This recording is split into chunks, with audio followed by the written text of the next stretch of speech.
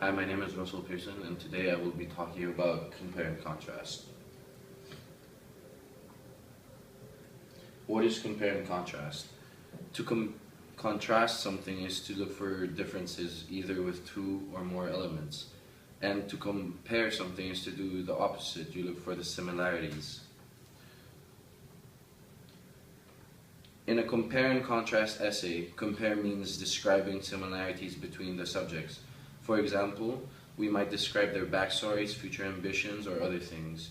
While when you contrast two things or more, you explain ways in which they are different.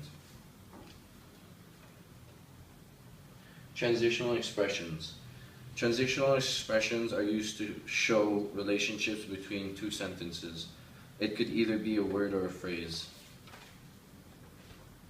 These are the example transitional expressions for comparison.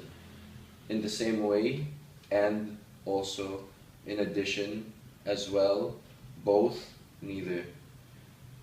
Examples for contrast is although, however, on the other hand, unlike. There are four methods on writing an essay with compare and contrast.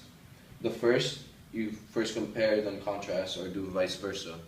When using a compare and contrast structure, might start by discussing the ways in which one element is similar to the other, and then describe of the ways in which the two ideas are different. In the second, first do one idea, then do the other.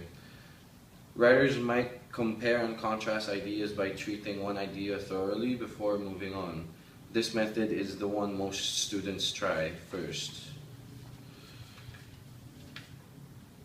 The third is write only about the comparable and the contrastable elements of each idea. Writers might compare and contrast ideas by taking important specific elements and looking at their similarities and differences. This requires real control over your subject. Number 4, last one, only compare or only contrast. It is possible to write an essay that treats only similarities or differences between ideas. Writers who only contrast ideas sometimes briefly summarize the similarities in the conclusion, so the writer doesn't leave an impression that they are thinking in opposites. And then writers who only compare two ideas sometimes briefly mention the contrast in the introduction and then move on, so they don't lead readers to believe that they can't make relevant distinctions. That's the end. Thank you.